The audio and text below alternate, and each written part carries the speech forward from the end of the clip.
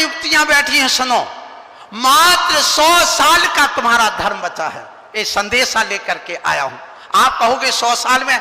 हाँ, मैं आपसे आज कह रहा हूं, पूरी समाज यहां पर, अपने भोपाल की क्या, मध्य प्रदेश की पूरी समाज बैठी है, क्योंकि मध्य प्रदेश के जितने अधिकारी वे सारे रिटायरमेंट यहां पर बैठे हुए हैं और वो यहां आकर के बसे हुए हैं। ये 100 साल में धर्म समाप्त हो जाएगा, ये मैं आज इस मंच से घोषणा कर रहा हूं।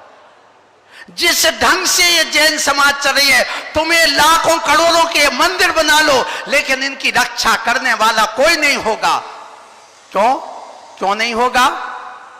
चिंता मंदिर की नहीं, चिंता समाज की होना चाहिए, चिंता धर्म की होना चाहिए।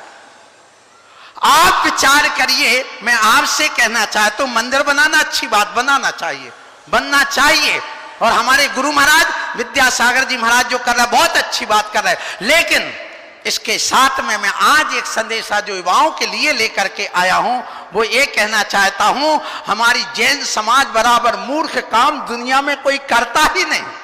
सबसे पढ़ी लिखी समाज सबसे बड़ा मूर्ख काम करती है। क्यों?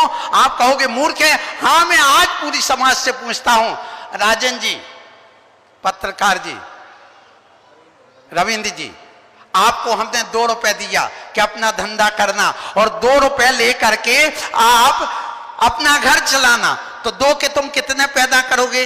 3, 4 के 1, 2, 4 करोगे ना।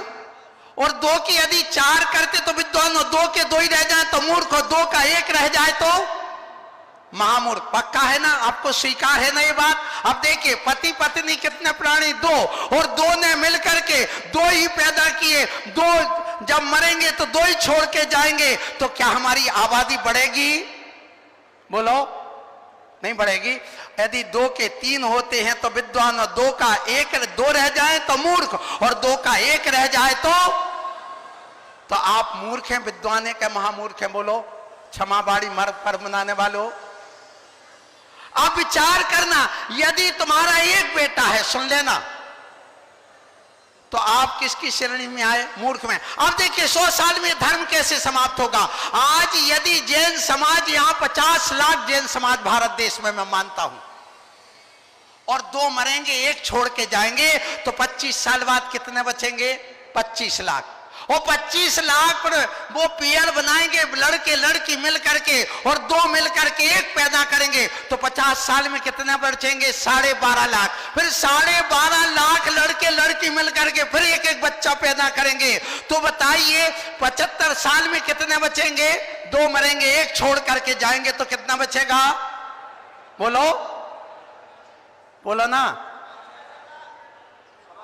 6.25 लाख। फिर इसके बाद भी 6.25 लाख मिलकर के 2 मिलकर के 1 पैदा करेंगे, तो 100 साल में कितने बचेंगे? 3 लाख। और 3 लाख सुन लेना, वे 3 लाख भी नहीं बचेंगे। क्यों? हर 100 जोड़े में 2 जोड़े ऐसे होते जिनके कोई संतान नहीं होती, और 100 बच्चों में 2 बच्चे ऐसे होते जो विकलांग आदि मर जाते। अर्थात समाज कितने साल की बची है? बोलो। अब क्यों सबके घुटन बंद है? तुम कहते महंगाई का जमाना है, मैं कहता हूं सुन लो, तुम्हारे बाप दादा एक टूटे मकान में रहते, साइकिल चलाते थे, और तुम कहते हो महंगाई है, बच्चों को कहां पढ़ाए? पहले दादी की साड़ी 40 रुपए में आती थी, तुम्हारी 4000 में आती, वे 4 साड़ी से काम चलाती, तुम्हारे यहां 40 साड़ी कहां से आ गई? जब महंगाई है तो तुम 2 साड़ी में काम चलाते।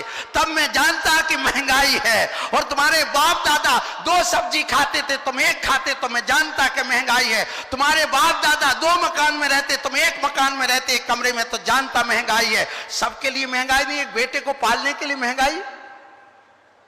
धन्य समाज। अब कहो आगम क्या कहता? आगम भी कहता 100 साल में समाज समाप्त हो सकती है।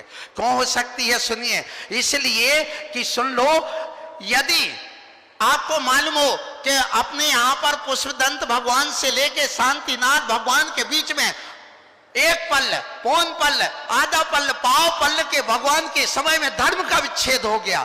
इसी प्रकार आज भी हो सकता है। आदिनाथ भगवान चतुर्थ काल में हुए, पंचम काल में नहीं हुए, तृतीय काल में हुए, चतुर्थ काल में नहीं हुए। इसका मतलब एक तीर्थंकर भी कम हो गए। हुंडाव सर्पणी काल के कारण से तुम्हारा ये 100 साल में धर्म समाप्त हो सकता है। इसलिए मैं कहूंगा एक परिवार में 4 बेटे चाहिए। एक ऐसा बेटा हो जो देश की रक्षा के लिए दे दो, जो मिलिट्री में जाए, शासन में जाए, प्रशासन में जाए, देश रहेगा, धर्म रहेगी, समाज रहेगा, परिवार रहेगा। दूसरा बेटा आप दीजिए अपने धर्म के लिए जो मुनि बने, क्षुल्लक बने, एलक बने। तीसरा बेटा समाज के लिए दे दे जो समाज के उत्थान की बात करे। और चौथा बेटा अपने पास रखिए जो कुल की रक्षा करे। इसलिए 4 बेटे चाहिए, एक आपके लिए कुलभूषण, एक देशभूषण, एक समाज भूषण और एक धर्म भूषण। ऐसे 4 संतान की आज हमें जरूरत है।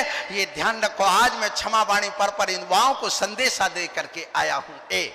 यदि बच्चे ना पले मुझे दे देना, मैं पाल दूंगा। एक जिसके भी जो बच्चे ना पले मुझे दे देना, मैं सबको IAS IPS बनाने के लिए सारी संस्थाएं खुलवा दूंगा।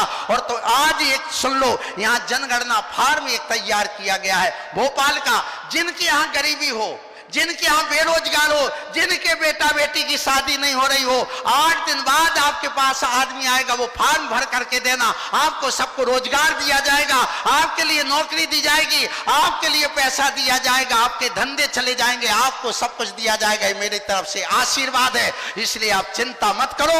यहाँ पर राजेश जो कलेक्टर साहब है IAS, उन्होंने वह फॉर्म तैयार किया है, वो आपके पास तक आ रहा है। यहाँ प्रमाण सागर जी ने भी जनगणना का एक फॉर्म दिया है।